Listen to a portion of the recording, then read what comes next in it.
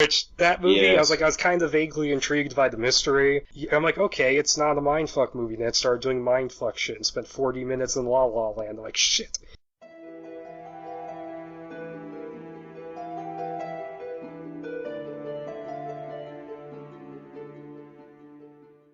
Hello, everybody. Hello, and welcome to episode 7 of the Screenplay Archaeology podcast. I am your host, Kieran Midhead. And I am the guest appearance, I guess, of Deusdaecon, of Deusdaecon Reviews. Yep. And tonight we are looking at I believe this is the first of the early drafts that I've done an episode on. Well, it would have been another episode, but that one keeps getting delayed. We're looking at the original script for Hellraiser Bloodline, the fourth Hellraiser film, the last theatrical one, the last one that was written as a Hellraiser film until, well, Revelations. Yes. And just to sum up for anyone who hasn't seen the movie or read the script or anything, the basic setup for this one is that it's exploring the past of the Hellraiser franchise with showing you the origins of the box as made by the toy maker Le Marchand in 18th century France, and it carries on with his descendants throughout like 2-3 centuries. And his feud with Hell and eventually Pinhead, who kind of gets brought in as like a secondary character almost and then becomes the nemesis somehow. Yeah. Yeah, that's basically it. And more or less the reason why we're doing this script is because it got fucked with a lot by Dimension when they were filming it. Oh, yeah. It was supposed to be directed by Kevin Yeager, who was a makeup effects artist. He did the redesign for Freddy and Elm Street 2. And he did a bunch of other things. After this, he worked on Face Off, so I guess he made the faceless Nicolas Cage bit. Huh. And so the studio, and so Dimension got kind of pissed at him because apparently Pinhead wasn't going to be in it for like 45 minutes, and Pinhead was the mascot by this point. Yeah, and you can see that from the script as well. And so they basically said, no, we need to have Pinhead in the movie sooner, so we kept trying to placate them. There's like a work print version, which is even more confusing than the final film, where it was flashbacks within flashbacks. Right. And then eventually he quit the project and was credited as Alan Smithy.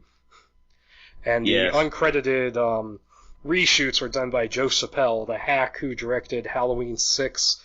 And the other notable film he directed was Phantoms, in which Affleck was the bomb-yo.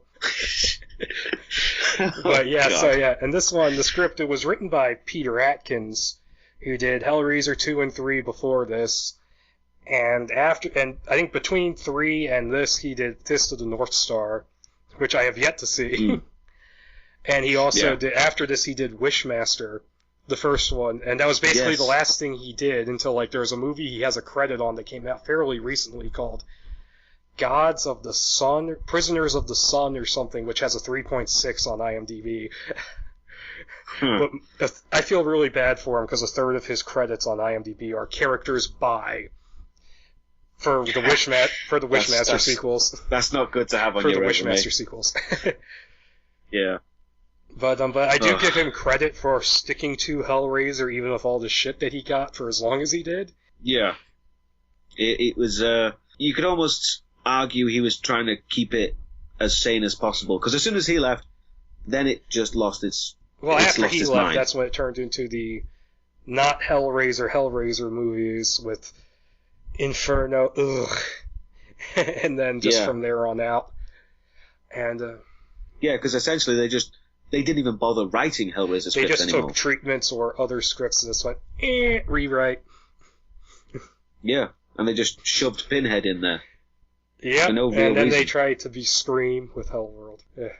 Yeah, and then Revelations. And Honestly, that one, I can watch that one over Inferno, because I think Inferno had just such a special piss-me-off phase that it was... That I can watch Revelations and be like, this is the shittiest production values of all time, and some of the worst acting, but at least it's only 70 minutes long. It's terrible, but it's short. Yes, that's exactly it. I do laugh my ass off at the guy going, Tijuana, for like 10 minutes.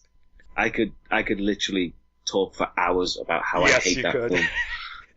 Well, you burned it. Yes. Well, I burnt it and then shot it with a crossbow.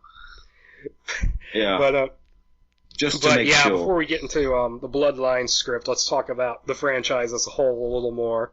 and Clive Barker in general, I guess.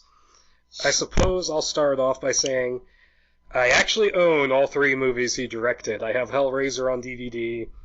I have the director's cut of Nightbreed that was released by Shout Factory, and I had that was last year, as well, wasn't it? And I got their release of Lord of Illusions. And as far as they go, Hellraiser is probably the best of the 3, but my favorite is Nightbreed, just because of it. Yeah, I've heard Nightbreed is pretty special, just how actually. crazy, interesting, and somewhat original it is.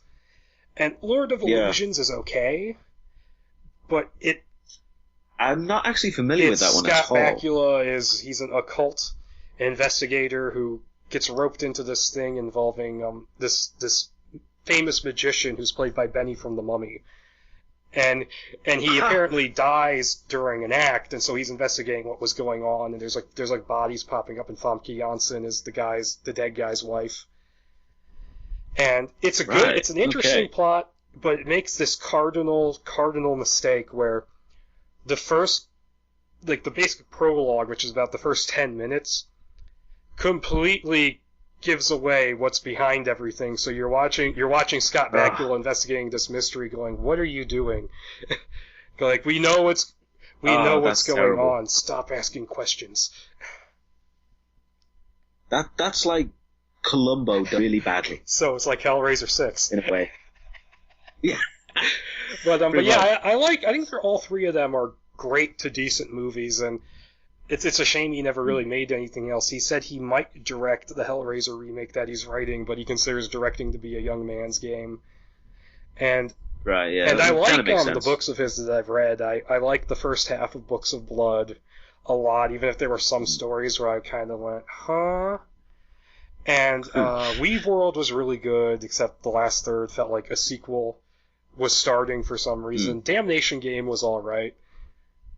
The best part of it was I kept imagining the 2 lead roles were Charles Dance and Michael Fassbender. Yeah, I tried reading.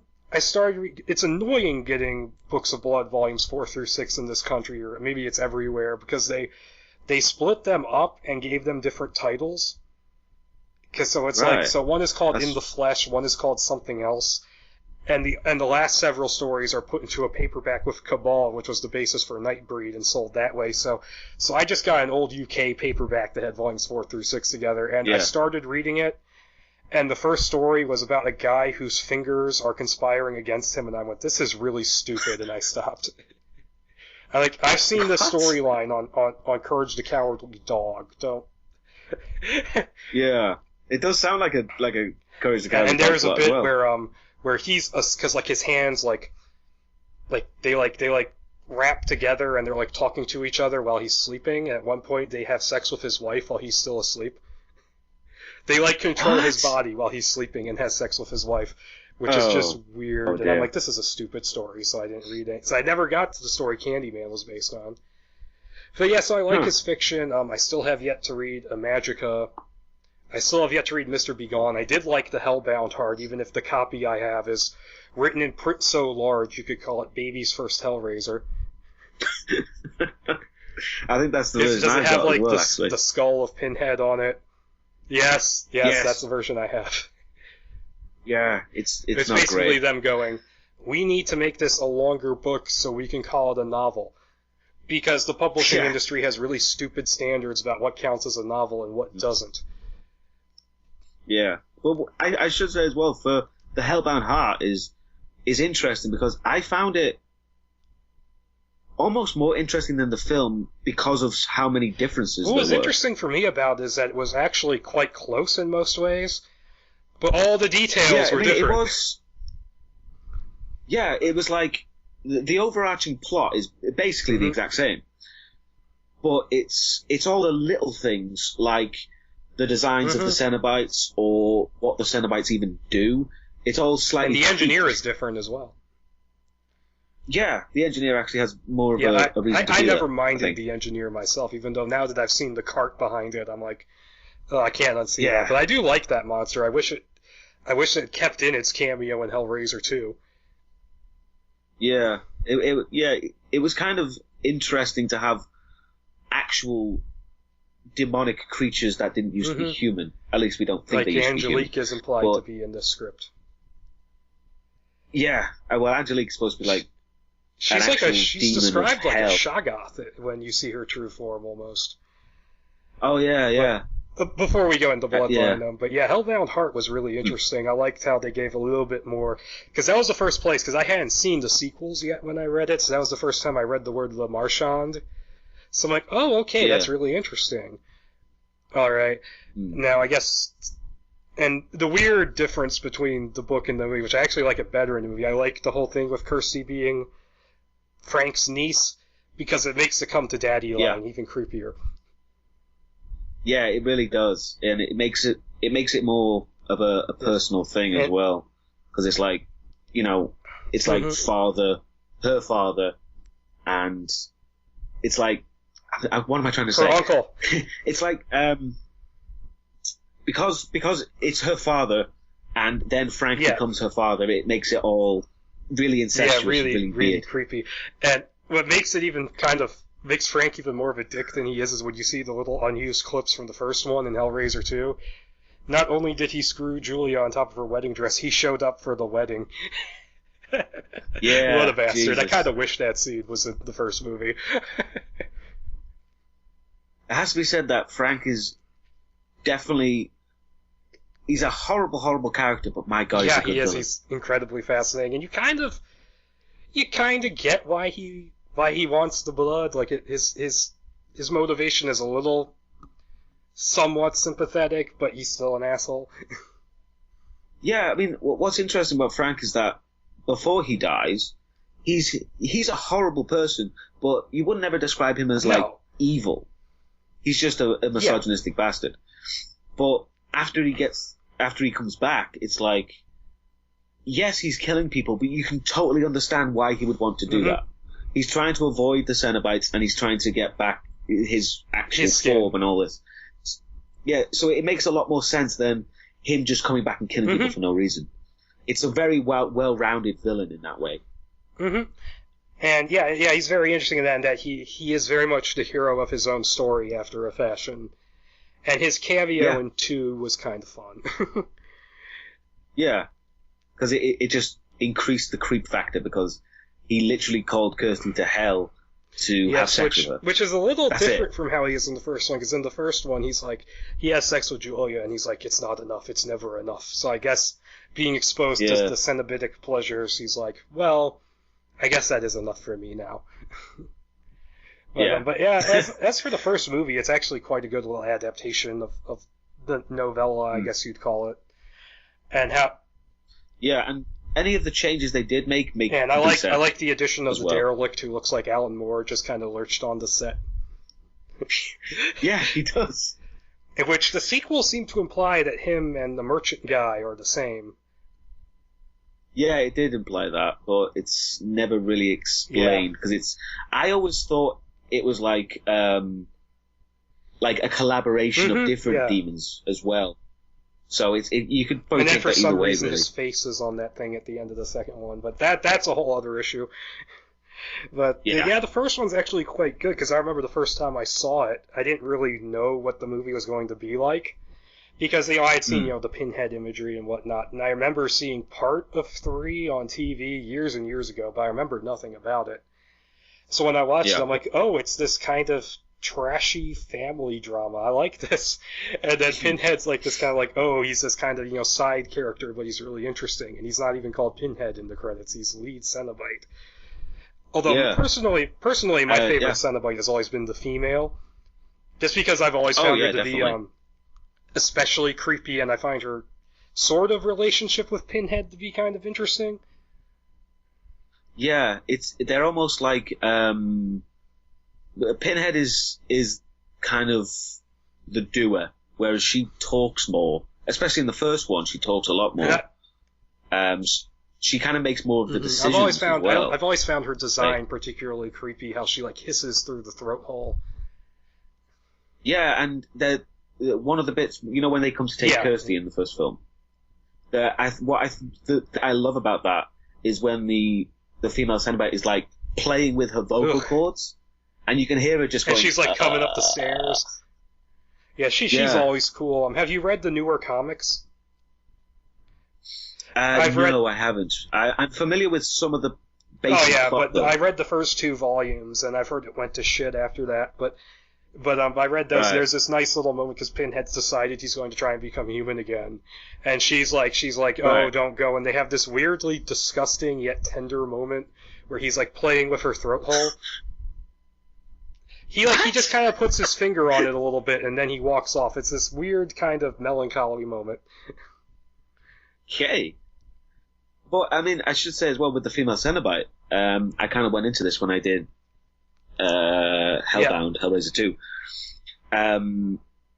Barbie Wilde, who played the female Cenobite in the second one, she has a lot of more material on the character, and it's really interesting. Like how she used to be a nun, or and something about, like, she was a nun, but she was also really into sex. I'm assuming she was one of the nuns from the Devils. Yes. But yeah, and apparently the female Cenobite's name is Sister Celice, which is a really clever name, I learned in my what opinion. a Celice was from reading the Da Vinci Code, so it is somewhat educational after all. Oh, but yeah, it's and yeah, there was a whole sort of like short story she wrote where the female Cenobite basically branches off from the Cenobites to create her own female-only Cenobitic that's order. Interesting. Although how she did that after Hellbound. Yeah, it doesn't really establish what time frame it's in. Oh, okay. So it could have been before Hellraiser. Because the only one besides Pinhead who seems to show up anymore is the Chatterer, who always gets like mutated. That poor guy. But yeah, but in the short story, it's really interesting because she contacts Le Marchand to make a specific puzzle box for her Cenobitic order. Yeah. Yeah, that's so interesting. Really interesting. The comics kind of got into that as well because they talk about how Le Marchand, he's not in it, but Kirsty and a bunch of other survivors of his toys they like band up to get like, because every toy he made has like its own demon associated with it. Yeah. And like I thought that was really, and they're destroying them. I thought that was actually kind of cool. Although that comic does, it does for whatever reason try to tie into Hellraiser 6. Because she goes, because she says to her fiance, I've been married before, it didn't go well. Oh, that's such a bad line. Yes, it is, because it's referencing that boring piece of shit. But to go on with the movies, the first one's great. Hellbound, I think, is really, really good, but it suffers from some really weird plot holes throughout it. For example, like, I don't really know why the box affects Leviathan, and I'm not really sure what Leviathan was trying to do. Yeah, it's kind of like I always figured it as God works in mysterious ways. Because it almost seems like it's trying to do a Hell on Earth thing, like 3 and 4 do, because the gate stays open once Channard becomes his own Cenobite, and apparently that dick hat that he wears it's supposed to be connected to Leviathan, supposedly. Yeah, that's supposed to be like Leviathan is like a huge creature, and the kind of the crystal thing, sky or whatever it was, is like some kind of what's the word? Conduit. That's the word. Yeah, it's very strange. Basically when they go to Leviathan, that's where the film kind of breaks down. One thing I still don't understand how the heck that pillar thing showed up at the end, among other things. Yeah. Because I know that was a last-minute replacement, because originally they were like, oh, Julia's gonna pop out of the mattress and say, love me. Yeah, because for some bizarre reason they thought Julia was going to be the mascot. Which that would have been interesting, because although the scariest thing about Julia disappeared for Hellbound, because the scariest thing about her was her god-awful 80s haircut. Yes. Which, yeah, I mean, the whole kind of haircuts and dress sense in the first 2 movies are pretty bad. Well, the second one is a little better in that. Yeah, the second one's a little better, as well, the second one is strange because it kind of takes place in no specific yes, it's location. in both England and in America.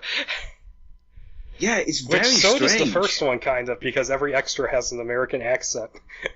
Because they dubbed it over. Yeah, that weird which dubbing every over. other, which a bunch of movies after this, because I know Angelique was dubbed over in Bloodline, and so was that priest in Hellraiser 3. Yeah, that was one of probably the worst ones yes, as well. I'm holding back a chuckle at that review joke. Oh, that was just that whole scene was awful, but yeah, another thing about Hellbound is that every bad guy in the movie goes out in a really anticlimactic fashion. Like Julia gets sucked into a random vacuum. The Cenobites get killed really easily by Chenard, and then Chenard rips his own head off on accident. Yeah, Chenard is the worst. He literally just tears himself off his weird because he gets stuck in the floor.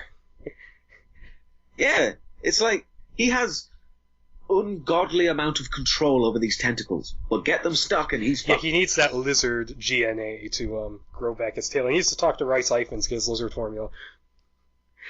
Yes. But yeah, so that one's good. Like, it has a bunch of weird things. I do find it interesting that this is the same writer as 4, which has the Siamese twin Cenobite in it, because originally what he wrote for Frank's room was that it was Frank and Larry were, like, combined into, like, a Siamese twin monster. And that Larry was supposed to escape hell at the end, but they had to rewrite that quickly because Andrew Robinson said fuck no. Yeah. I mean, the stuff with Frank was very much in the background as well. I mean, it was kind of thing with Kirsty, but I never felt it was the main driving point of the plot. That was her motivation, but it was kind of secondary. Yeah, it was more about Chenard and what the hell he was up to. I thought it was kind of funny that Gorman from Aliens is in it and he dies. Yeah, I totally missed that when I did the I missed it when I first watched it. Because he has hair. Yeah, and he's also so completely useless in both movies. Yes. But no, I have I actually do own all of the movies. I have the first one on DVD. I have 2 on Blu-ray, but it's a bare bones Blu-ray, and then I have all the other ones. Well, aside from Revelations, which I have on a DVD, but I have all the other ones in a massive DVD set with all of the Prophecy movies. And the transfers look fucking terrible, but yeah, Hellbound, pretty damn good even with its problems. Then we get to Hellraiser 3, which I get the appeal that movie has for some people because it is very much a prototypical kind of cheesy 90s horror. So I get the appeal in that sense, but every time I watch it, it just pisses me off. Yeah, it's a very strange thing because, first of all, the production moved from Britain to America. And you can see that instantly because it's got this kind of like late night movie feel. It does. Of American TV. It kind of feels. I mean, I didn't mention this when I did the review, but it always felt like what's one of those things like Grey's Anatomy. I've never watched that, but I know what you mean. But it had that kind of that feel of filming technique. Yeah, I know what you mean. Where it's like it's filmed in the quickest way possible. And it looks almost like a TV movie. Bloodline has that too. Yes, it's definitely TV movie kind of stuff, and it just doesn't work because I think Hellraiser needs to have that grittiness of reality. It needs like an early Tobe Hooper kind of touch to it. Yes, before he lost his mind, but and oh yeah. But yeah, that one. And Anthony Hickox is not a bad director, but he doesn't make scary movies. He doesn't make disturbing movies. He makes fun movies, and that's not quite right for Hellraiser. And then because I mean, Hellraiser was. I mean, it wasn't designed to be. I mean, this sounds weird, but it kind of wasn't designed to be enjoyable. It was designed to make you feel really disturbed and unsure about what's happening. I find it enjoyable because I'm a weird sick puppy, but yeah, I mean, but once you've seen it once, you kind of enjoy it. But if you see it completely blind, you're supposed to feel uncomfortable. Mm-hmm. That's why the initial Cenobite scene is so jarring, because it's deliberately supposed to be jarring. Because you're like, what the fuck just happened? And that's what the movie was going for. I mean, among the number of things about 3 I don't like the actual interesting parts about how Pinhead was this guy called Elliot Spencer who was completely traumatized by the First World War that he just descended into this state, which led to him opening the box, but that's just barely touched on. And yeah, it really is. I mean, it's almost more touched upon in Hellbound as well. A little bit at the beginning, but I like that idea of him being the guy who was just so messed up by what happened, the whole lost generation thing. I found that to be really interesting, and it's barely there. And instead, we get Jadzia from Deep Space Nine and her dreams about her father in Vietnam, which looked like they went out to the woods somewhere and filmed it. No, don't leave my daddy. And just and then of course J.P. Monroe, and everyone's acting is off in that movie except for Doug Bradley. And because Doug Bradley is awesome. The boss of these films. And 3 is actually his favorite, which I completely understand because he gets the most to do. He really does. I mean, he's only in the first one for 9 minutes. In Hellbound, not much more. But so you can kind of understand why. He gets a lot of dialogue, and that's the movie where you really start to notice that Doug Bradley is so good that they can give him the most pseudo-philosophical, meaningless bullshit to say, and he makes it sound really good. Like that scene where he's talking to the young girl, and he's like, "There's a song at the center of the world, blah blah blah." And I'm like, if you think about it, it means it's complete bullshit, but he makes it sound really good. That's one of the things I found as well, is that after 3, it seemed to be that's all he did. Yes, definitely. And he would moralize and shit. Because I mean, he is really good at it, though, so you can see why. But that one was his favorite, and I remember thinking that movie had the dumbest, most nonsensical sequel bait at the end. It's like, oh, the box turns the building into a building that looks like a box. And I was honestly kind of bowled over by the fact that 4 actually bothered to explain that. Yeah, that surprised me as well, actually. Oh, they are addressing that. And then we'll get into Bloodline in a little more detail when we talk about the script, but I find it to be a little more bearable to watch than 3, mainly because it's not so whoring itself out to the mainstream like that one was. But it's an ungodly mess because of the hack job Dimension did and all that. But I can watch it, and I like Bruce Ramsey in it, and Pinhead's cool. But I mean, it's kind of that like stereotypical horror sequel, where they have run out of ideas, so let's go into they space. actually do bother to justify him going into space.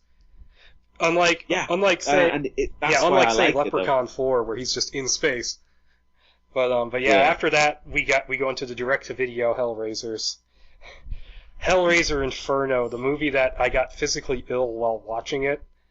And so my little vlog review on my channel was 5.5 minutes long. And it was just, I knew it was going to be bad, but it was shocking how bad it was. Like, that's the second time that's happened to me after Blade Trinity. I mean, watching it, it's like, okay, this guy's an asshole.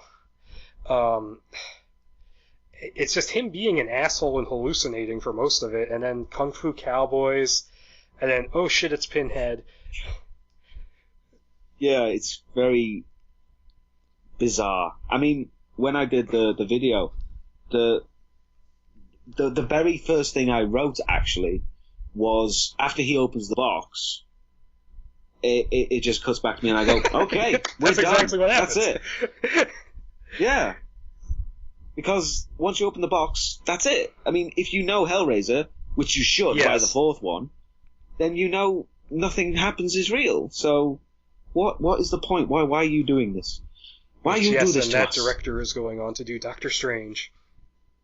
But I mean, I liked most of his other movies. I remember liking Exorcism of Emily Rose. Yes, I even though it enjoyed that kind as of well. made a hack job of the true story, but It was a good yeah. movie. I did not see the remake of Day the Earth Stood Still. Was that I as saw terrible that. as it looked? Honestly, I didn't I've heard mind it it. has no ending. No, it's a very beginning, middle. Oh, what's that? Never mind. It just gets distracted, you know. But I mean, Keanu Reeves plays an unemotional robot. It's a perfect role. Well, that and John Wick. Yeah, that's true. But yeah, and I didn't mind Keanu Reeves. I mean, I'm kind of one of these people who kind of has to watch I actually everything really like he's in. him. Yeah, because if Keanu Reeves is in it, I just have to play it. Like when he did. I haven't seen that yet. It's Keanu Reeves playing a half white, half Japanese samurai. Yeah, and it's like that makes no sense. But you know why he's in that it. movie? Because what happened was that the guy who made it was going to make it just with the samurai, and then the studio said we need a recognizable name, and so what happened is that he cast Keanu Reeves in like a really small side character. And then the studio saw what happened, and they said, no, we need more Keanu, so they had them shoot all these scenes with him. Oh, dear. Bloody... And now poor Keanu is in an Eli Roth movie. Which that looked fucking terrible from the trailer. But I'm back to Scott Derrickson. I really liked Sinister. Yeah. And I haven't seen the one he did with Eric Bana, so I'm open to him doing Doctor Strange. And Christopher Young did the score for Sinister, who also did Hellraiser. Yeah. You could really tell the similarities in the score. Mm-hmm. Definitely. And, okay, so after Inferno, we got, the beginning of the Rick Boda trilogy of bullshit. He did Hellseeker, which is the same movie as Inferno, only more annoying because instead of, oh, Dean Winters is an asshole... It's Dean Winters is really bland and boring, and then the twist is that he was an asshole. Yeah, it's like basically 5 in an alternate reality. And that's another one which kind of keeps up because the proposed alternate title for the first one was What a Woman Would Do for a Good Fuck, and that movie fits that title even better because every woman in that movie wants to fuck him for some reason. Yeah, there's so many things I just absolutely hated about Hellseeker. I mean, I could see the ideas of an original story. I mean, even though it would be a shitty Jacob's original Ladder. Story too. Yeah, it's the fact that it crowbars in Hellraiser makes it particularly deplorable because it turns Kirsty into Frank. And that's what who was responsible for that? Doug Bradley. Ooh. He was the one who pushed really? to get Ashley Lawrence in the movie, and he is strangely proud of that movie. Okay, that's going on the list. I'm like, wow. And then after that, they did Deader, which that movie I was kind of vaguely intrigued by the mystery, and then it went off and did. I'm like, okay, it's not a mindfuck movie. And then it started doing mindfuck shit and spent 40 minutes in La La Land. I'm like, shit. Yeah, the whole mindfuck thing became a trope series. And I don't know why, because I think I made this point in the review, is that the whole point of Hellraiser is that it's physical. It's happening. It's now. It's physical, yeah. But it just kind of ruined that. And then, after that, Rick Boda tied up his bullshit trilogy with Hellworld, which by the time I got done with 5, 6, and 7, I'm like, thank God this isn't a mindfuck movie. It's a shitty Scream wannabe, but at least it's not a mindfuck movie, and hey, Superman gets a blowjob. And then the twist happens, like, shit, they did it again, it's a mindfuck movie. Yeah, and I always thought, when I was watching that, it was like, it's basically Lance Henriksen as Jigsaw. Lance Henriksen is the best part of that movie. And it's hilarious when he gets karate kicked off the balcony at the end.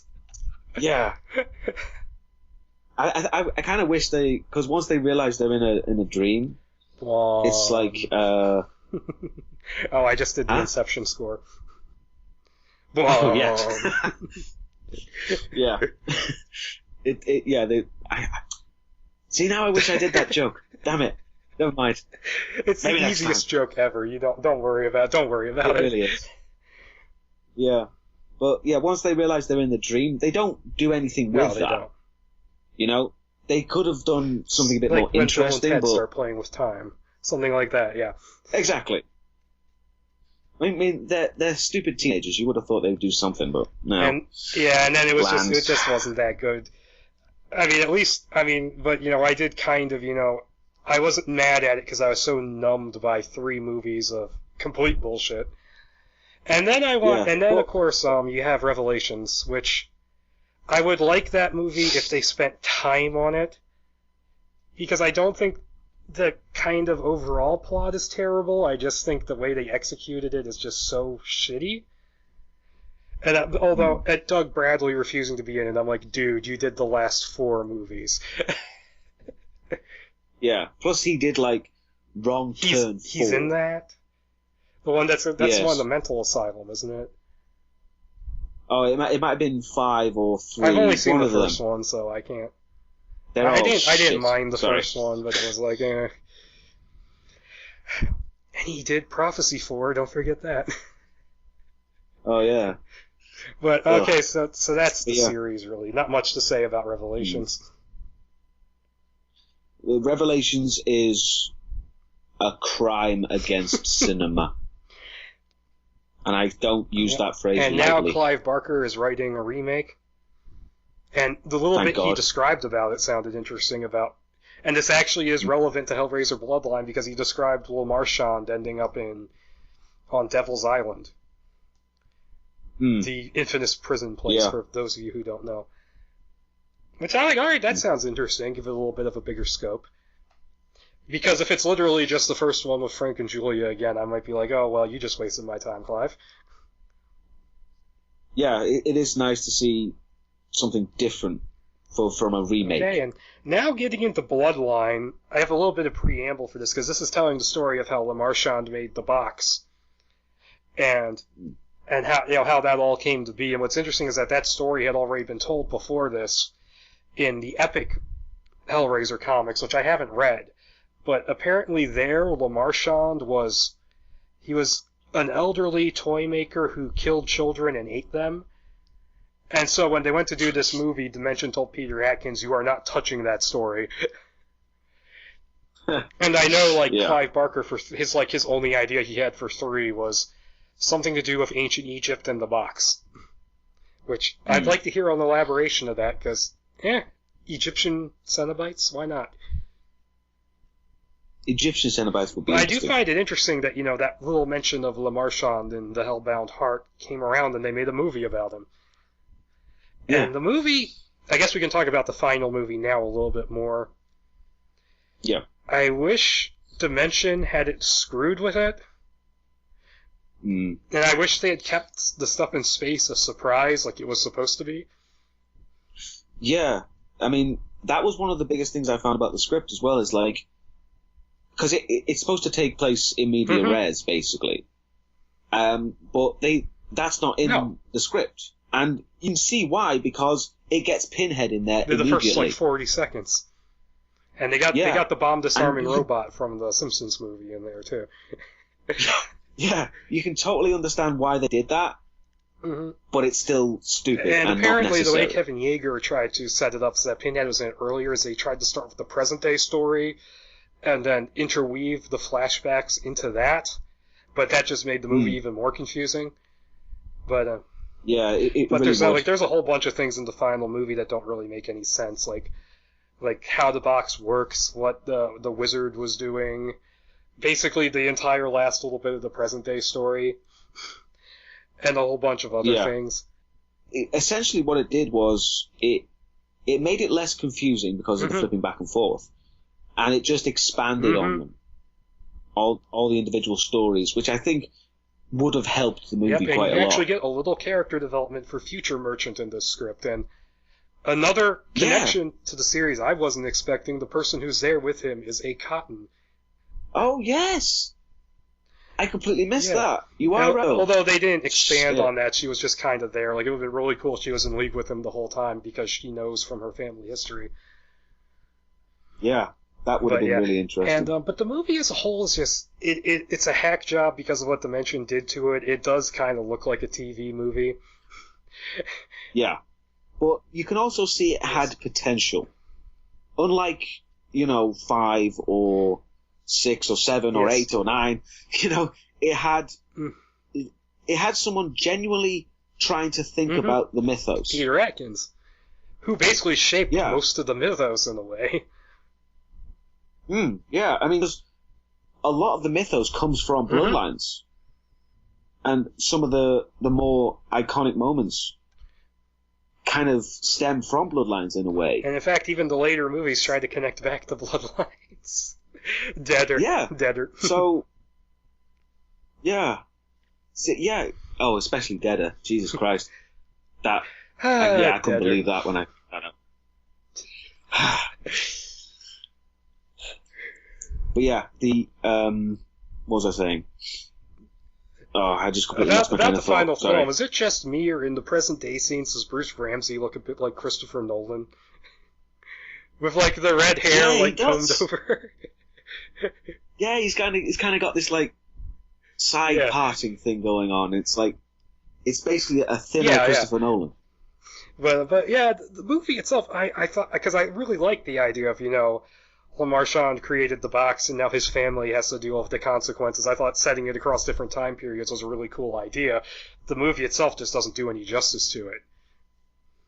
Yeah, and I do think as well it would have helped if there was more timelines. Because it's just the beginning, present day, and then future. I think if you had a bit more where there was more development of what's going on rather than actually having a purpose, because they each have a purpose. The first bit is setting up how it was created and what it was for. The second one is creating the thing that would kill it, and then the last one is activating the thing that kills it.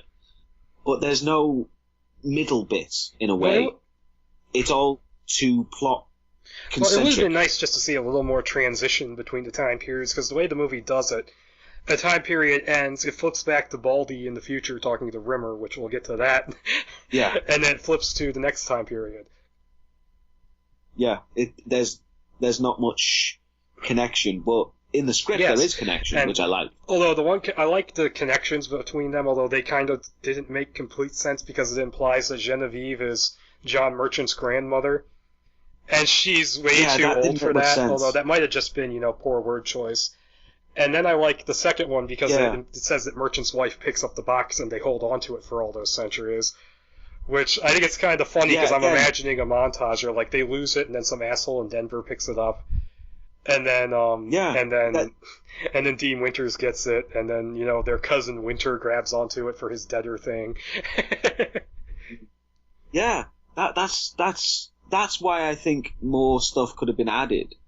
Like when I was watching the film, one of the biggest things I would have loved to have seen is, when the seller sells the box to Frank, just have like Bruce Ramsey in the background, just watching him.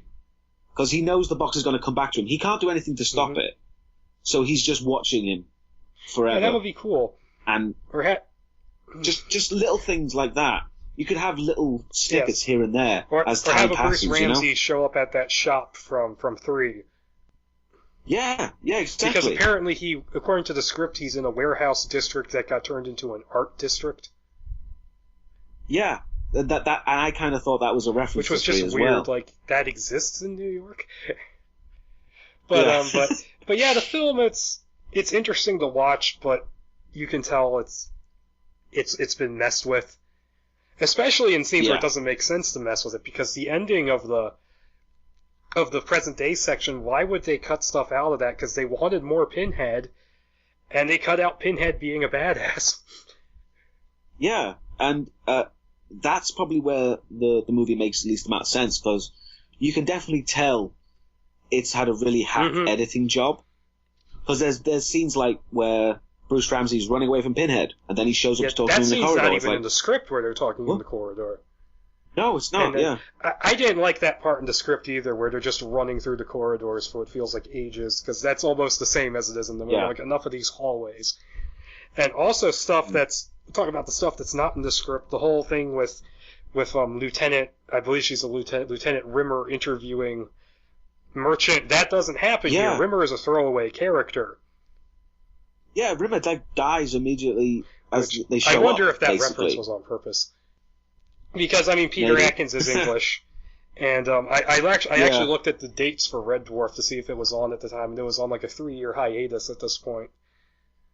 So maybe he figured he could sneak in a reference with this throwaway character, and then they combined Corinne and Rimmer into the same character. But the whole framing device, not in the script. The Siamese twin Cenobite is in the script in the future parts, but his origin story with the air conditioning map is not in there. So that was Joe Chappelle. Yeah, he's just there.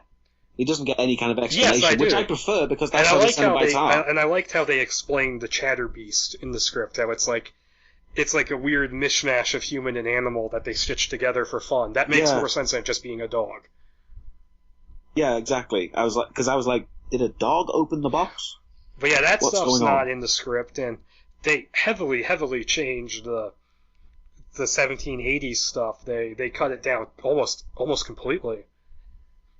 Oh yeah, it's significantly shorter in the film. Which was disappointing because I wanted to see some period piece stuff when I saw the movie. I'm like, I really don't give a shit about the mid-90s. One thing I found really interesting about the script is that it's quite incredibly ambitious. There's some really ambitious shot descriptions and stuff. Yeah, shot descriptions and like special effects moments that are really ambitious for the time the film was made. And for the budget. Well, I don't think they had a budget when he wrote it. Yeah. But yeah, just talking about the script, it starts off in the 1780s without the framing device, and they mentioned that the opening credits would be over his hands making the box, which, is that an Elm Street reference maybe? Because it reminds me of that opening. Yeah, definitely. And you had that, and they basically explain everything that's going on. So basically the whole thing with the prostitute getting skinned and Angelique comes into her skin, that's not in this at all. She's already there when Le Marchand shows up to drop off his box. Yeah, it's implied that Angelique just took that home. Yes, that is exactly what's implied, because because there's a part later on where she gets re-summoned and she's in that form. Yeah. And just the whole thing about and then when he's looking in the window, what he's actually looking at is the gamblers being given the box. Yeah, the gamblers being killed basically by Angelique. And the whole thing about the box having power makes more sense here because she came up with the designs more or less. Yeah, that was I like the script for that because one of the biggest problems with Bloodlines the film is that the box is created, but then it doesn't actually do anything. Yeah, it just sits there. It just sits there, She gives him the designs, and then when she's going to the gamblers, she gives a little kiss and goes, "It's complete now." And so what I really liked about the gambler scene is that it takes like all 8 of these guys to actually open it, so the puzzle is difficult. Which they fucked that over later on in the script by having the wife just open it, but. Oh yeah, but they did that for all the other movies where it's literally just a button. But I like that scene, and then how she's enticing them by stripping off, and that's why Le Marchand is watching. Yeah, and again, I thought that was good because it was like, it just showed how much desire drives the opening of the box. And it ties into the Clive Barker's sexual horror in a way, because if she just gave them the box, they wouldn't know what to do with it because they didn't know what it did. But she gave them that desiring incentive in a way. And they were all arguing over it. And this is a scene where there was one thing which completely bowled me over when I read it, and I had to stop reading for 5 minutes. Is that the one gambler is described as being this thin, insect-like guy, and it says in his next incarnation he is an accountant at Auschwitz, and I'm like, you're dropping Nazi references? What? Maybe he's in Uwe Boll's Auschwitz, I don't know. Which I haven't seen that, I don't want to. But one thing I really thought was cool is that when she takes off her last bit of clothing, she has this Dunwich Horror Wilbur Whateley moment where she's all covered in mouths and has tentacles.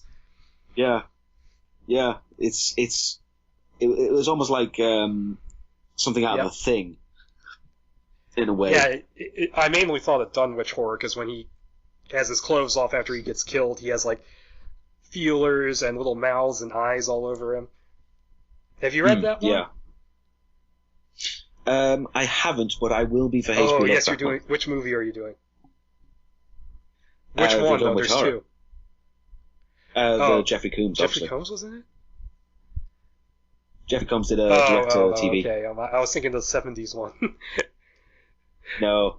I did think about that, but I kind of wanted to do something a bit more original and modern, you know. But yeah, that bit was that. But that's one of the more memorable parts of that story.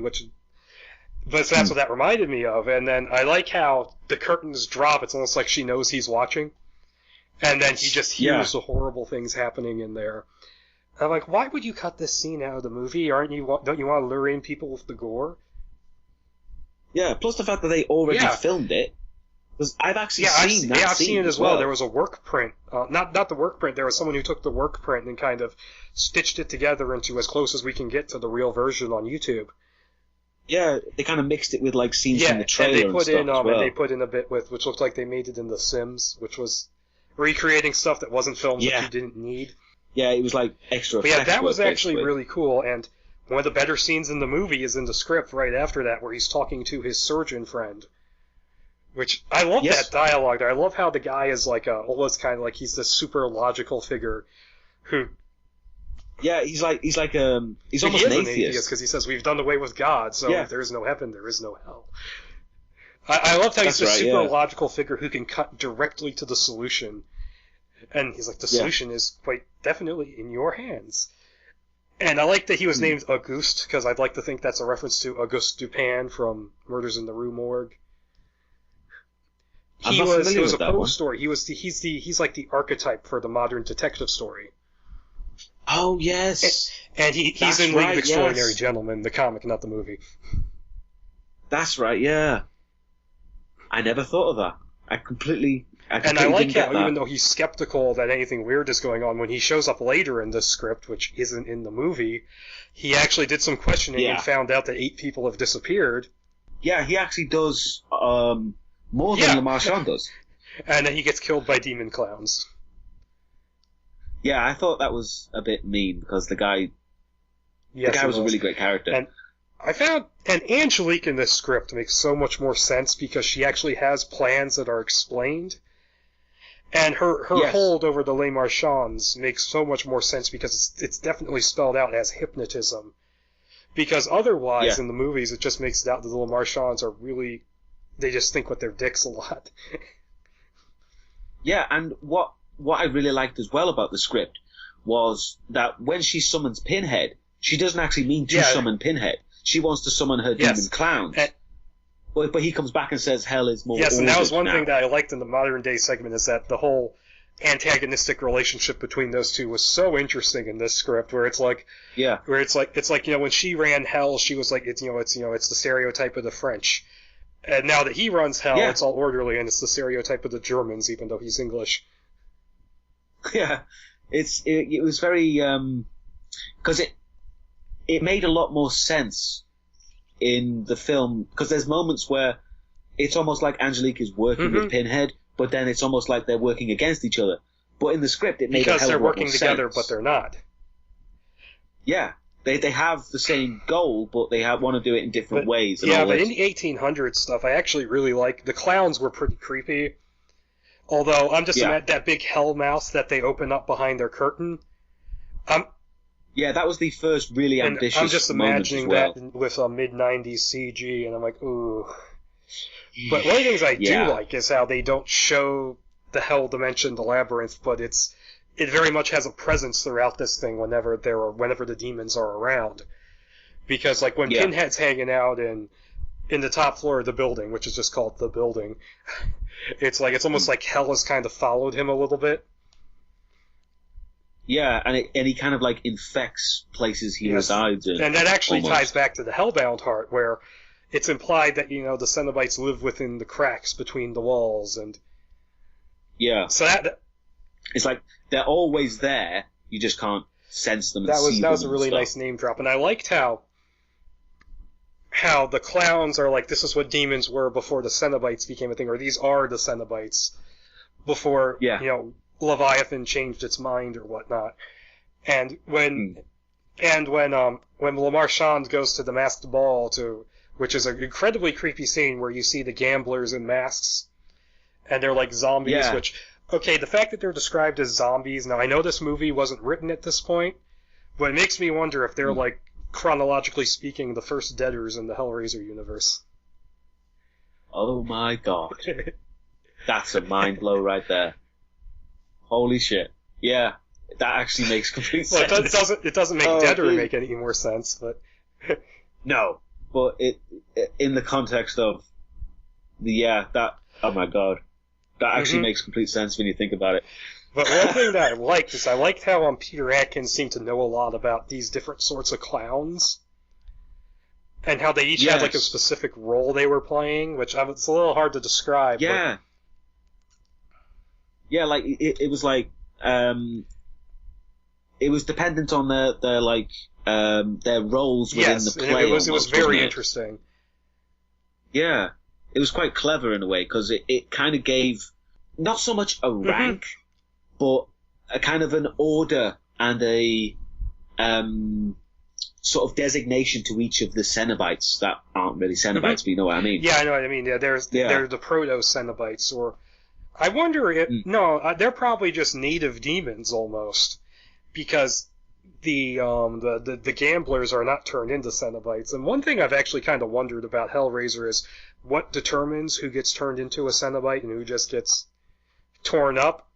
Well, I always thought it was the level of desire. Well, it's the level of desire, but it's also how accustomed they are to horror. Because Elliot Spencer had the horror of World War One, and Chenard had the horror of the asylum. The self-created horror in his case. Yeah, but that's why I think he was different. Why he embraced the Cenobitic way, and and all this, and he became something different. Yes. And he became Leviathan's mouthpiece, so apparently Leviathan loves Dr. Puns. Which, aside from that, and of course, the way hell is described in this, I do tend to wonder, because it is seemingly described as kind of, a generic hell. Yeah, it's pretty generic, but I think that's because Peter Atkins knew that's what the studio wanted, so he just put that in there. Yeah. But it kind of feels like that might have been almost placeholder in a way. As just a layman's term for a hell-like world now. That they could have changed when filming started. And now, when they're at this party, you find out something which explains so much about the movie, where the Duc de Lille, the wizard who wanted him to make the box, who summoned Angelique, you find out that the reason why Angelique turns against him is because he didn't realize that she came to Earth for her own purposes, and that she's going to basically make him extinct in a sense by getting rid of, his version of magic and replacing it with a more scientific thing, which is the box.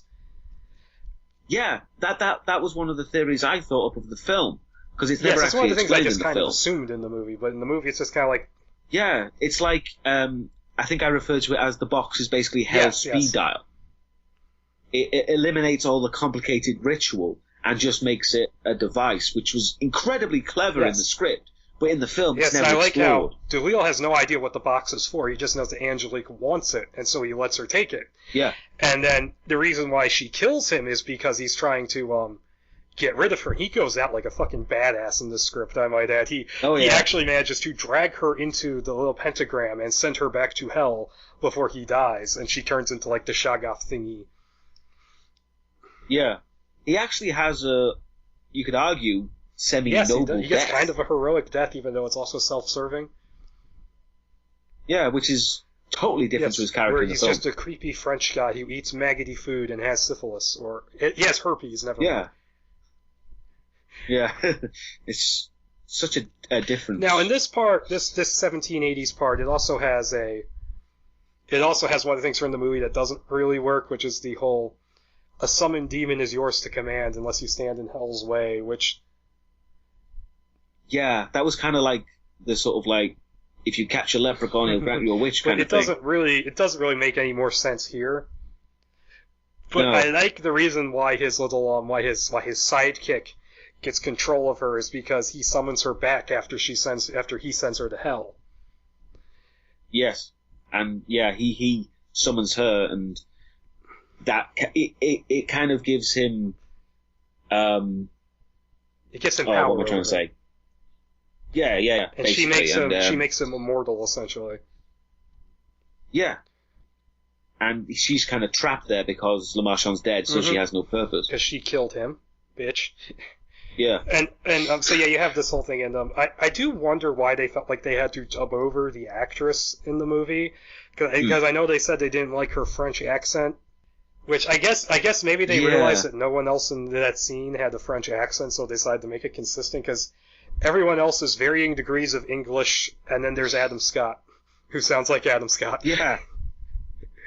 There's that no one has a French accent whatsoever, and that always made me confused, because why couldn't they just get French actors or someone with a very convincing accent? I don't know. I guess it seems par for the course in Hollywood period pieces that if it's in Europe, they speak in British accents.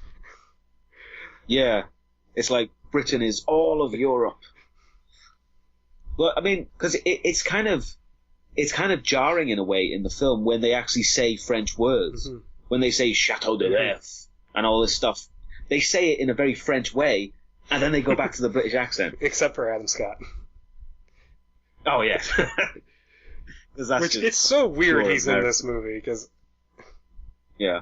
And there was one little thing at the end of the...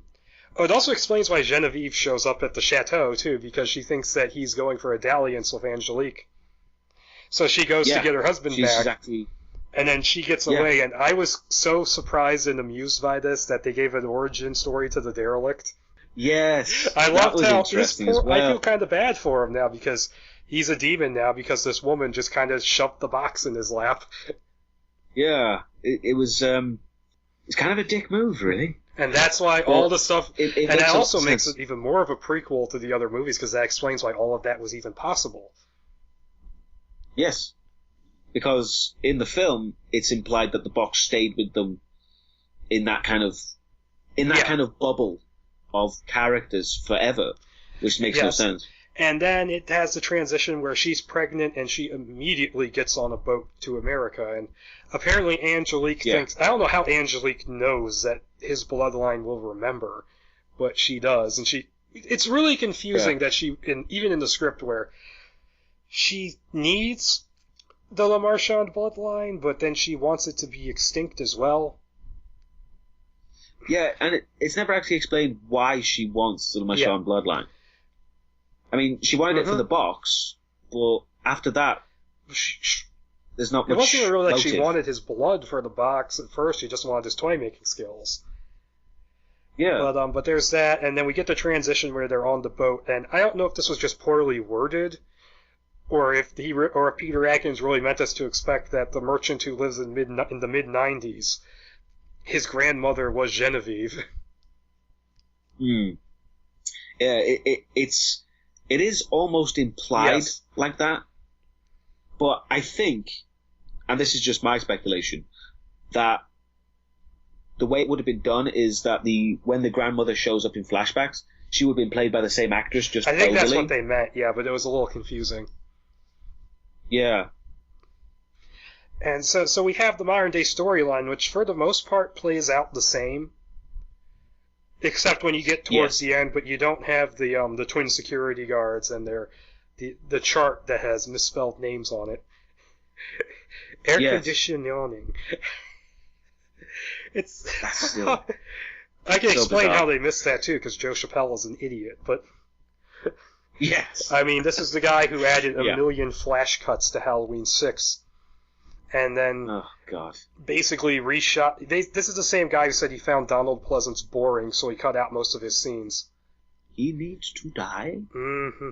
Because Donald Pleasance is one of my more favorite actors. He was amazing, and apparently he died after... So the reason why the ending is kind of abrupt in the theatrical because he couldn't reshoot his scene. So basically, he got worked to death on that movie.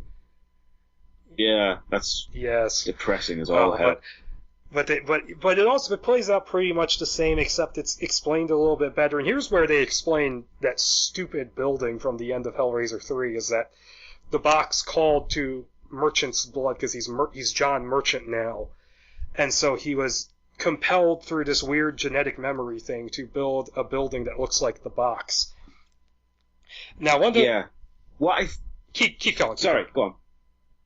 Well, one of the things I found absolutely hilarious in the script is when Le Marchand activates the moving boxes. It's like described really elegantly, but in the script it's janky as all hell. In the movie, and it just looks terrible. I was thinking exactly that. It's described in this really grand fashion, like people were surprised this was going to move, and it's like, how could this possibly move? And it's so shit. It's described as looking like the building from the end of Hellraiser 3, but in the movie it's like, that's made out of cardboard. Oh, it's so bad. It's kind of depressing in a way because it's like, that would have been so much cooler if it actually looked like it did in the script. And I do kind of like how Le Marchand started making a design for the opposite of the box. But he couldn't possibly have done it in his time period because the technology wasn't there. It's like he was very ahead of his time. It kind of shows his genius in a way. And I like how and so basically you find that Angelique summons Pinhead, and the guy she gets to open the box, I laughed because his name was Sharp, and I just imagined Sean Bean playing the role. Yet another movie he dies in. Yeah. But that guy gets pulled in, and I like how there's hints at how there's other Cenobites behind Pinhead, but you can't quite see them. Yes, and even the Chatterer Beast it's just implied at that point. And I liked how they have their antagonistic relationship is better defined here. How she very much wants command of Hell, whereas he's kind of the top dog now. Yes, it was kind of like, she wanted it to be like almost French aristocrat decadence, exactly. Whereas he wanted it, straight-laced order. Although in that sense, when you describe it like that, it makes sense that she would allow two French aristos to summon her just to bang her.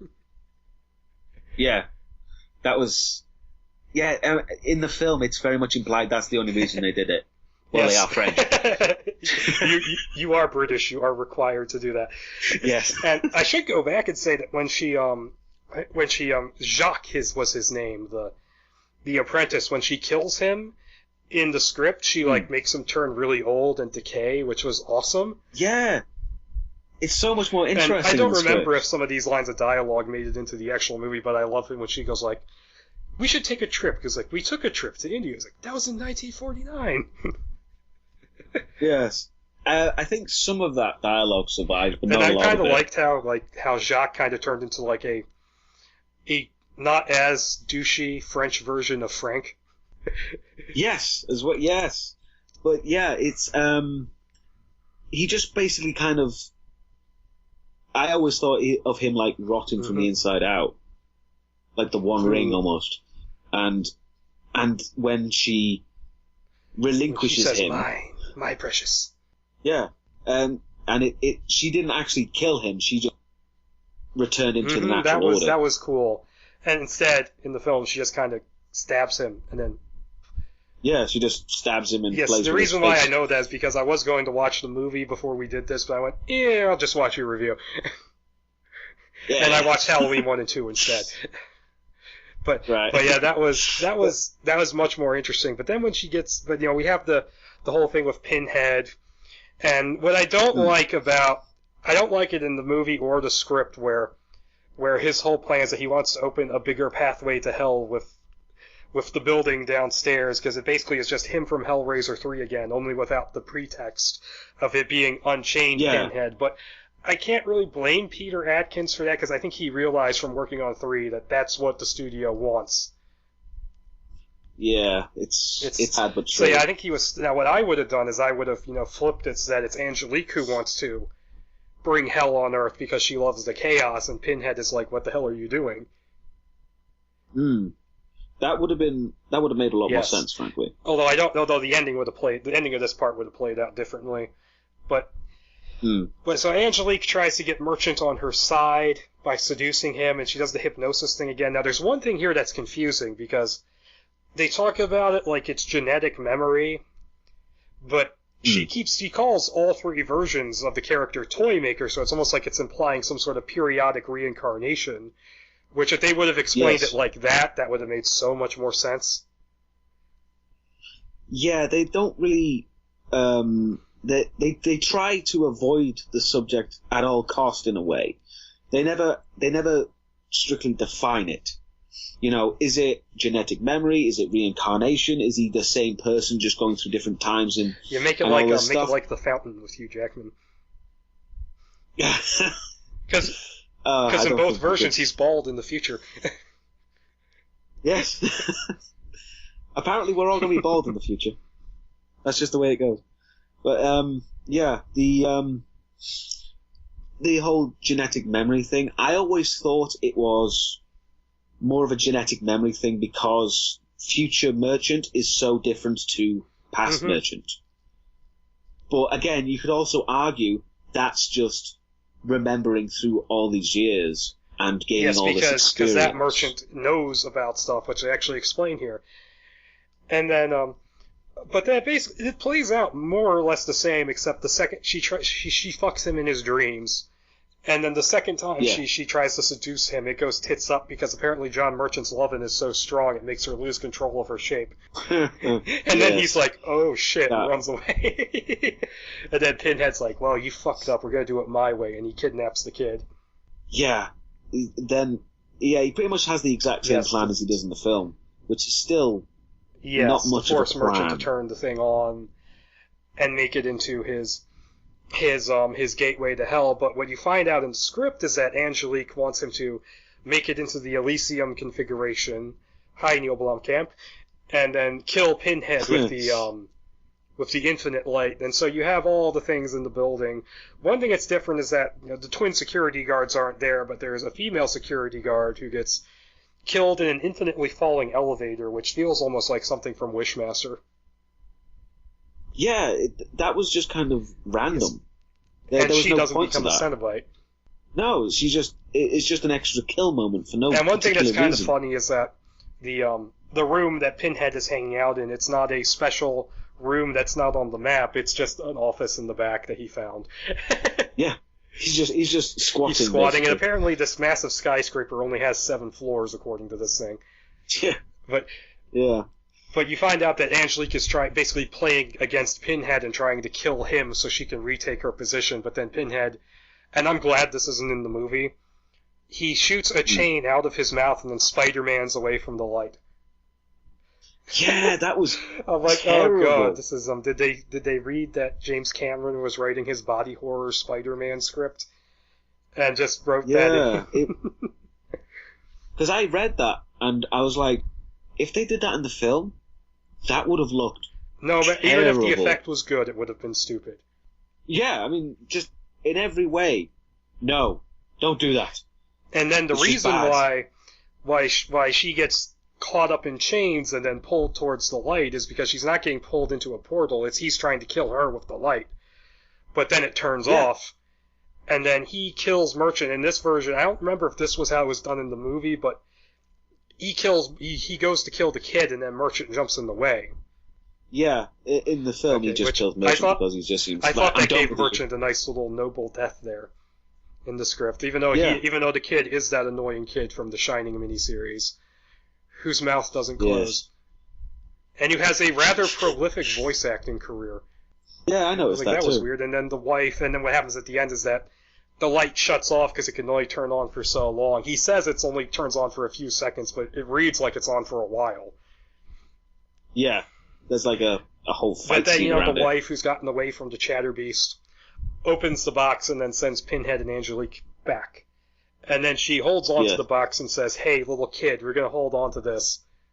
Even though you're probably traumatized for life from weird pin-face guy kidnapping you and possibly molesting you, going by the dialogue. So we're going to train ourselves for the day when we will stop them.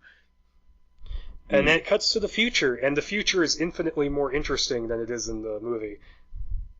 Oh yeah, they expand on some of the more technological stuff as well. Yeah, the technological stuff, and I like how you're introduced to it with Dr. Merchant in the future. You get a little bit of characterization with him, where...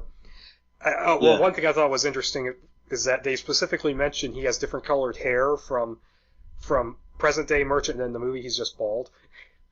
But you see just how driven he is, because it shows you this little news report about how there was a fire in one of the domes on the moon, and a whole lot of people died who could have been saved if the base was in place where it was supposed to be. Yeah, it's like he's the needs of the many. Because he knows he has to, destroy the box to keep the demons from coming through. Yeah, and I like the fact that Space Station Minos, I think it was called, it was like embedded in a meteorite. Yeah, it was carved out of an asteroid, and it specifically describes in the script that there's very little... It's made out of stone, if not specifically described that way, and then the movie just went, fuck it, we're gonna make it metal. Yeah, because it actually goes into detail about the corridors. And they're like slimy and stuff. I would have loved to have seen that. Yeah. And we have that, and then we have the little bit of characterization where the station manager stayed behind, and she is Corinne Cotton. Yes, and now the direction I would have gone with her is I would have said that she was in on it the whole time because she knows from her family history that the box be fucked up, and and she needs to destroy it, for Kirsty's memory, because Kirsty went a little evil bitch, as we learn in Hellseeker. We don't. Although honestly, I don't so much mind her killing Dean Winters as I mind her killing all those other women. But no. Yeah. But that would. Instead, she's just kind of there by coincidence, and she's got a crush on Merchant. And I did find the moment where he's like, "Oh, I never noticed," and they have that moment where they separate at the end. I thought that was kind of nice. Yeah, that was as kind of love interest things go. That wasn't too bad. It made a lot of sense, and it was within character, and it wasn't bad. And then the Colonial Marines show up, and I don't remember. Basically. Were there two bureaucrats with them in the movie? No, it was just the soldiers. I found it interesting how the bureaucrats are he basically lied about what the space station was going to be. And what the hell are those satellites? I found that to be really interesting. They basically pulled a fast one on the entire planet. Yeah, that was Merchant really into a very smart man once again. Yeah, again, it just shows how, because it was kind of like how, because the Merchant in the present, he created basically the Elysium configuration, but without knowing. So it was kind of like, this is what would happen if he knew what he was doing. And if he had the technology to make it work. Which I love that. I love how that connects through all the different time periods, that he couldn't make it work because he was way too far ahead of his time, and so the genius has to go on through the centuries to actually make it. Yeah, that was really clever, and again, explained in the script much better. One weakness that the script does have that it shares with the movie is that these Marines have zero character. Oh yeah, they're just cannon fodder. And I still think it's hilarious that there's a character named Rimmer. I need to watch that whole show eventually, because I was watching it, and both times I was watching it, Netflix. I got to a certain point, and then Netflix took it off, because I got through the first season, and I'm like, okay, that's cool. Then it went off, and then it came back, and I believe I got through 2 and 3 before it went off again. Yeah, and that's where it starts getting good as well. And before it goes to shit later on. And I've seen scattered episodes from later on, because my one friend shared a couple episodes with me. I saw the JFK episode. Yeah. But okay, River is in the movie. That's funny. It's almost as funny as the cat being in Blade 2. Yes. Yes. Oh, God. Guillermo, I love you. Yeah. But this script basically turns into cannon fodder, and a lot of the same shit happens, and the Siamese twin thing shows up here, and does more or less the same thing, but I like that it doesn't have an origin story. Yeah, but they do still say that line of, don't set me from my brother, yeah. And it was kind of just a more implied where these guys came from, which I thought is always more interesting. Well, I would have left out the line entirely, but... But I like the implication that they have characters outside of being Cenobites. And like how Chatterer was a child, which is supremely fucked up. Yeah, it really is. Butterball was just a fat guy, but and here we have Cenobite Angelique, which I'm kind of curious as to how this works, because she's like this weird Shoggoth thingy, but then, so I guess Pinhead froze her in her human form and then flayed her. Yeah, I think that's the implication, is that she's moved on from being a pure demon to being a Cenobite now. She might have had that kind of blue Kool-Aid. Oh yeah, what was I comparing it to? Oh, they turned her into a literal blue blood. Yes. And then, and what I like about her though in this script is that she actually still tries to kind of fuck Pinhead over, but then Pinhead shows up and goes, "Bitch, please." I always thought it was like Starscream and Megatron level. Oh boy, that was funny. And then Merchant at the end of this, because basically him and Corinne are the only ones left alive essentially, and she escapes, and the way she escapes from the Chatterbeast actually makes sense, more so than the way Rimmer escapes from it. Yeah, because in the film, it's like really shoddily edited, where she goes into the airlock, but then she comes out of the airlock, and then the Chatterbeast is in the airlock somehow, and then the Chatterbeast dies. It makes no sense in the film. Yeah, and that was probably Joe Chappelle's crappy editing. But what's interesting in this is that she gets away, and then Merchant sacrifices himself to destroy the box and the Cenobites. Yeah, because it's basically just he activates the thing. The satellites and need fixing. Yeah, and essentially he was just the reason for the runaround and the sort of the guys dying is that he just needed the satellites, so he would have activated it whenever he could. And that's why them showing up was such a problem, because he hadn't had everything in place, and they let them out of the vault. Again, more explanation. And I like that all the Cenobites are there in the room at the end. It's not just, oh, hey, Pinhead. Because that was reshot, yeah, exactly. And he still does that thing that doesn't make sense to me. Because you think Pinhead would be able to tell the difference between a hologram and a real guy, because flesh is his thing. Yeah, that's kind of weird. It's kind of made me feel like, wow, Pinhead's just out of touch. And it was kind of unnecessary, too, in this, because it's like, he's right next to the computer console, all he has to do is hit enter. Yeah. It was just, I think it just wanted to have a twist, you know? So it stole a twist from Total Recall. Ha ha ha ha, you think this is the real Merchant? Imagine Arnold playing Merchant. It would be It would be like Junior all over again. Yeah, probably. Mama! Oh my god. The horror. That's more horrible than anything else. Hellraiser. Yeah. Imagine the engineer with that Arnold baby face. Oh my god. That would... Yeah, that's... I can actually picture that. That's horrible. As it's chasing Kirsty. And then we get the insane thing that the Elysium configuration does at the end of the script, where it opens up a reality warp and the station falls into it. Yeah, it essentially opens up a black hole, which I thought was kind of clever, because it was basically saying that black holes, it all made sense in the universe, and you needed to be able to create a black hole. That's why the original didn't work. And so, if they're basically getting sent back to hell through a black hole, then this takes place in the same universe as the black hole. Yeah, and Event Horizon. Oh, I need to watch it. Event Horizon is kind of like a Hellraiser movie in some ways. Yeah, I need to watch that one again. I wish they would release like the uncut version, but Sam Neill as Pinhead. Yeah, I mean, Sam Neill was essentially Frank in a way. And honestly, what they should have done with this script is just made this script into the movie and then gotten another Deep Space Nine actor in there somewhere. Like, get Avery Brooks in there or something. Yes. Who he could believably beat Pinhead in a fight, too. Oh, yeah, he could slap the shit out of Pinhead. He fights Q and lives. Yeah. But he'd just fly the Defiant through his face. And, when you get to, the later ones, instead of Dean Winters, you get, Frank Fontaine.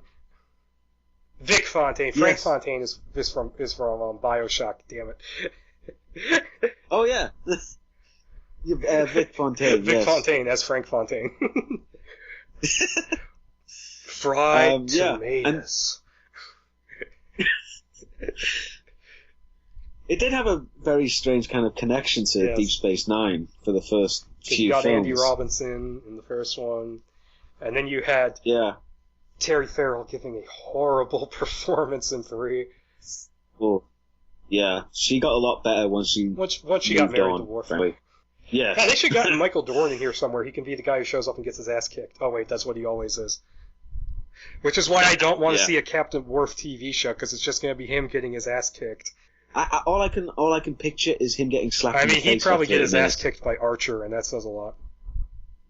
Oh, that's probably the ultimate shame for a Klingon. Which that takes us back to Clive Barker again, because Archer was Harry D'Amour in Lord of Illusions. Yes. But yeah, this was interesting. I don't think, overall thoughts, I don't think this was anything fantastic. I like it better than 3. Well, I already like Bloodline better than 3, but this script is better than 3, just in its own right. Now, I'd like to read the script for 3, because that sounds like something where, on paper, it was better.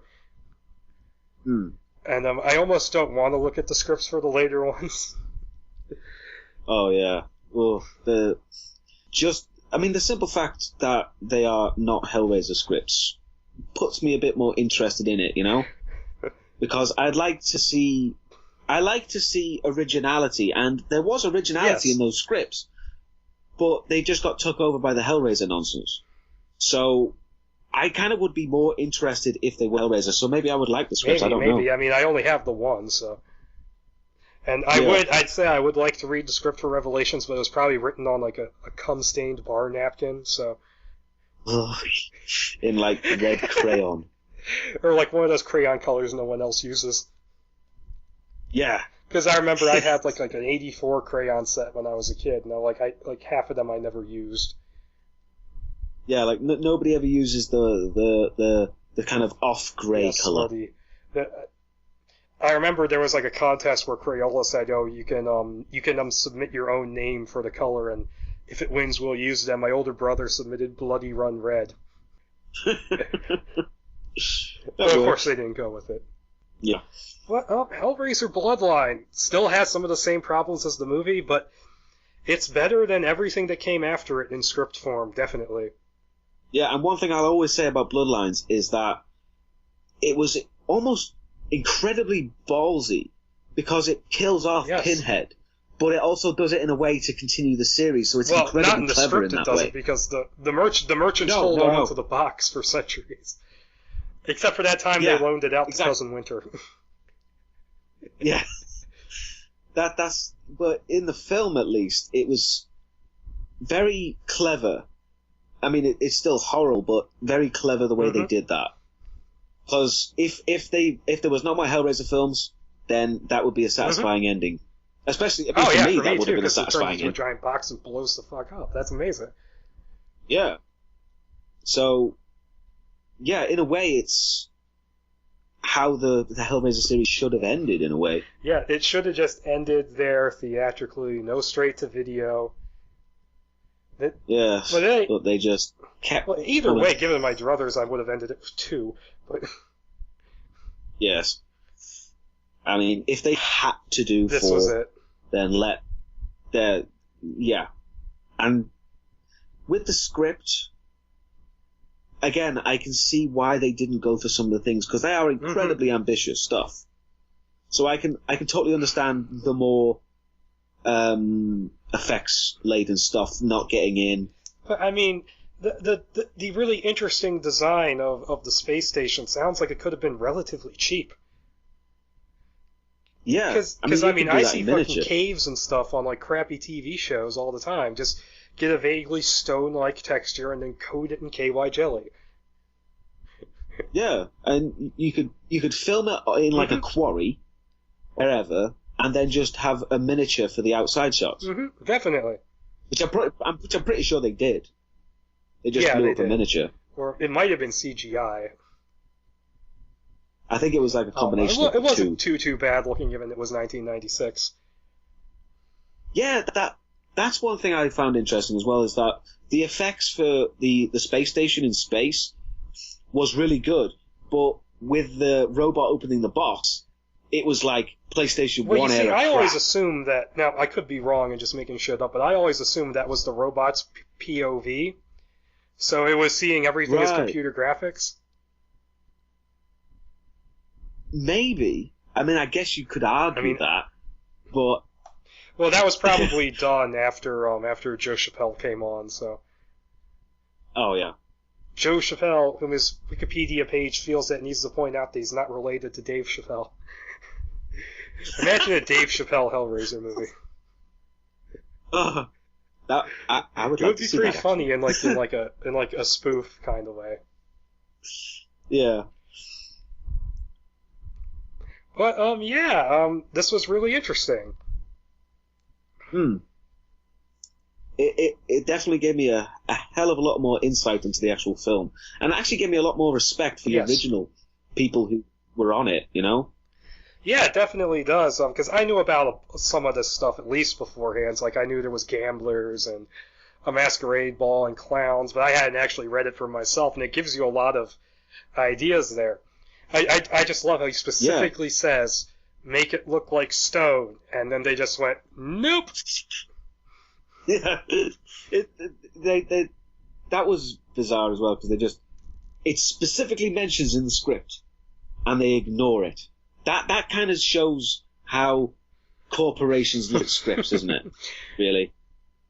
It ends up looking like something you'd see on the Sci-Fi Channel, that set. Yeah, it just looked terrible. Mm-hmm. And, well, I suppose that's it for Hellraiser Bloodline, unless you have any final thoughts. No, I think I pretty much said everything I needed to say, really. really. So have I. Just to sum up, pretty good script, not amazing, but it feels like it was kind of writing towards what the studio wanted, especially with the body count and Pinhead being an asshole more so than usual, and Hell on Earth again. Where maybe that's just something Peter Atkins likes, because Hellraiser 2 kind of had a Hell on Earth thing in it. But it's a shame that Peter Atkins never got to write more and better movies, I would say. And I should mention this. I was reading the Anno Dracula series by Kim Newman. Have you read that? Oh, yes. No, I haven't. I know about them, though. The second book is it's set during World War I. And one of the first characters who gets mentioned is Elliot Spencer, who he got out of being the Diogenes Club's liaison with this group of air fighters by pounding nails into his head. And the justification for it was that because it's also a reference to Black Sunday, where in Moldavia supposedly the way they kill vampires is pounding a spike through the head, and they refer to it as the Moldavian headache remedy. That's actually really cool, clever. And the reason why it's in there is because Kim Newman is friends with Peter Atkins. That was amazing. I'm like, holy shit, Pinhead's in the first 2 pages of this book. I'm pretty sure I'm going to read that series. Yeah, it's 4 books long, and he's writing a 5th. Right. That's definitely one for me, I think. So, alright, that was Hellraiser Bloodline. Be sure to check us out on Facebook, Tumblr, and Twitter. We have a Twitter now, specifically for this show, so check those links out down below. Check out Deusdaecon's YouTube channel, which is also going to be below, and the podcast is now being hosted at SpaceMonkeyMafiaStudios.net, and that link will be below among the mess of links. Yes, and we're both there as well. So yeah, come check us out, check everyone else out, and until next time, bye. Bye.